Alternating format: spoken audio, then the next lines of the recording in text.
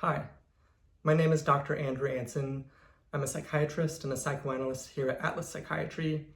I've been working with physicians my entire career, starting with when I was the chief resident of psychiatry at St. Luke's Roosevelt Hospital in Manhattan. And then for a year, I worked with Tulane medical students at Tulane's campus health office at their downtown campus.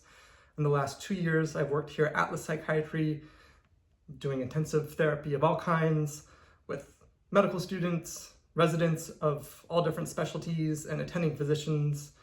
And I created this talk, Take Your Own Pulse, to highlight some of the themes that come up in almost every therapy I do with doctors. And so I put this together hoping you might identify with one or all of these characteristics that come up in my therapeutic work with doctors. I started my own therapy when I was a resident, although I think even still it's a little bit more normal for psychiatry residents to do their own therapy. I think probably all residents have some things they could look at in therapy. But I'll go ahead and share some of my insights.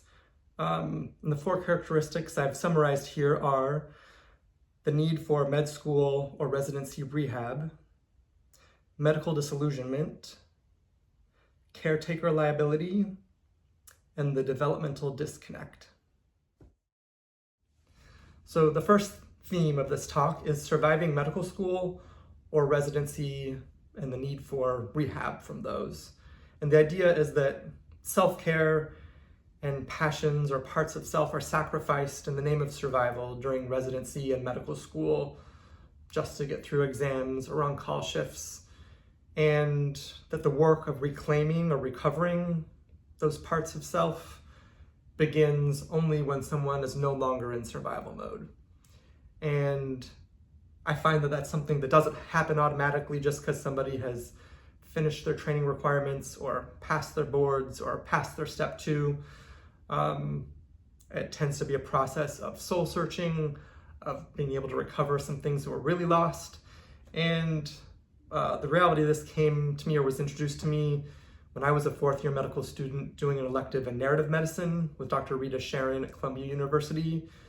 And I remember being assigned just to go sit in the Frick Museum or to read in the Rose Reading Room at the New York Public Library, or to do close readings of James Joyce or William the Carlos Williams as a way to rediscover some things that did used to speak to me before medical school. And so I'm struck by when I work with residents and ask them, what are the things that you are passionate about outside of work or outside of medicine? The number of people that really struggle to answer that question. I think of it as a process of being able to curate a life outside of medicine. And so if that process hasn't started by the time somebody's in residency, the danger is it may not start or get saved until the early parts of someone's career, when too many physicians, in my opinion, are stuck in survival mode. So the second theme of this talk is medical disillusionment. And here, I don't just mean the kind of disillusionment that we're all acquainted with already by medical school of our broken medical system, but I mean the kind of moment that almost every physician at some point experiences in their career, and it doesn't have to be in residency, where either there's a patient loss or a system failure or a traumatic clinical experience that affects us in a very personal way and calls into question why we do this work. For a lot of people, COVID-19 was that traumatic clinical experience. It's oftentimes the first time you lose a patient that could have been prevented, and why continuing to do this work becomes a question that there isn't an easy answer for. And it's at this point in working with physicians that being able to explore survival mode, and in survival mode, the fear of failing is adaptive to the extent that it helps someone stay in a vigilant place and preventing mistakes in order to survive. But as humans, we can't be in survival mode forever. And survival mode is not so adaptive and helping us navigate other things like processing loss, finding acceptance, forgiving ourselves, or looking at the overly critical ways of relating to ourselves. I find a lot of physicians get stuck being able to grow into what has to come after survival mode. So the third theme is caretaker liability. And it's the idea behind we need to apply our own oxygen mask first in order to be able to continue to apply other people's oxygen masks. And it's something I think we probably tell our patients, but don't always follow ourselves. But I think this can also look like not setting boundaries even with friends and family. And the danger is doctors get so good at taking care of other people that we're good in these roles and we slip into these roles with everybody else in our life. And it's why I think of vacations, weekends, post-call days as sacred with doctors, and will even push my doctor patients to tell me what they've planned for a vacation. And if the vacation is that they're going to be taking the kids on vacation or they're going to be visiting family, if those aren't ways in which somebody refills their own tank, those aren't vacations. And so whether that's something you do for you on your post-call day, on your weekend, after work when you're finished with a shift that's not related to the hospital, the residency program, is not just taking care of somebody else in your life.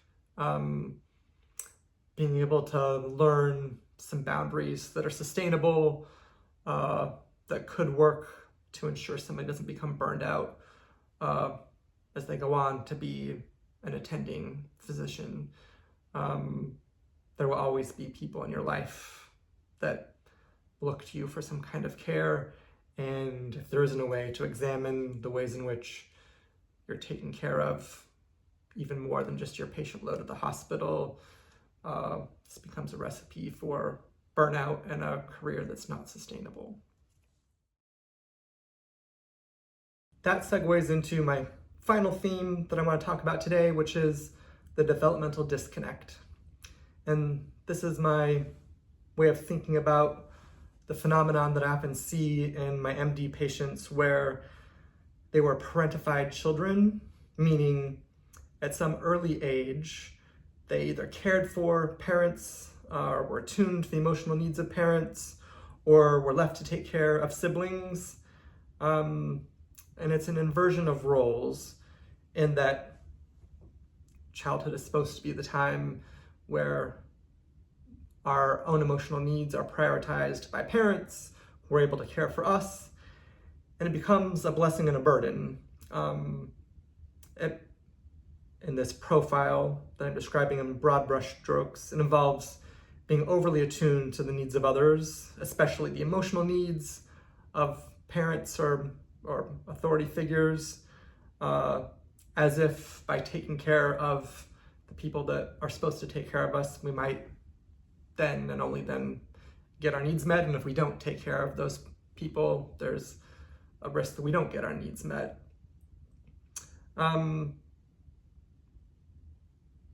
The risk is the parentified child ends up modulating what their needs are in order to not need too much. And this is the profile that tends to create the patient that is the good patient, that makes sure even in therapy not to need too much. They're the good residents that tend to prioritize everybody else's needs at the expense of their own. They tend to become good attendings that sacrifice themselves and prioritize the needs of patients in hospitals. But the general idea is that there's some overdeveloped capacities within this profile in terms of responsibility, maturity, parenting others, and those things are valued and even rewarded, while other capacities may lag behind. Dating, exploring sexuality, separating, individuating from families of origin, even having one's own adult life. And the idea in therapy would be having a regular place once a week where taking one's own pulse and prioritizing one's own emotional needs, even when you might be very accurate in figuring out what everybody else's emotional needs are, could begin to happen. And I think that this is, not being able to do that would be a liability, and being able to continue to function as a physician in this field without getting burned out or overwhelmed by everybody else's need. What I will close with is that I believe that there's still a culture of taboo around therapy and mental health treatment in medicine. I think maybe it exists in medicine in general and within residency programs specifically, at least for residency programs outside of psychiatry training, and maybe even in some psychiatry programs. And the idea that still exists is that therapy or mental health treatment is for the sick, or that any kind of mental health treatment is a sign of weakness in a field that values strength and self-sacrifice, or even that seeking any kind of mental health treatment would jeopardize future employment. And I would actually argue the opposite. When I sit down with physicians or any patients, I don't divide patients into those who are sick or not sick, but those who are willing to look at themselves in some kind of therapeutic exploration, and those who aren't or aren't ready to yet. And what I wish for the physicians I work with is that all of them had considered doing these kinds of explorations sooner in their career, before they're mid-career and are fully burned out or have a bad outcome or are thinking of leaving medicine for good. I rarely think of therapy as something that's required. Instead, I think of it as an investment of time and resources, and that people get out of therapy what they put into therapy.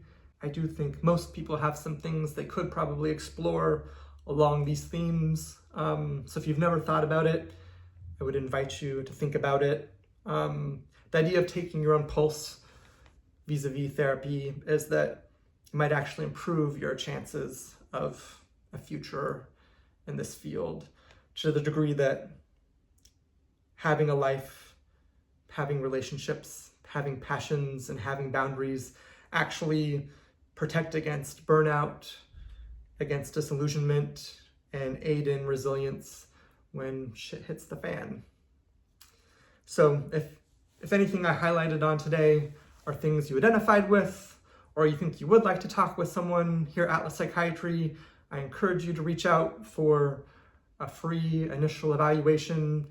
There's lots of people here at Atlas, even in addition to myself, male and female therapists and psychiatrists, that would be happy to do an evaluation and connect you with what might be the most helpful at this stage of your training and career. You can do that in a confidential setting, a confidential waiting room, at a time that works with your schedule. Thank you for listening to what I shared, and look forward to hearing from any and all of you.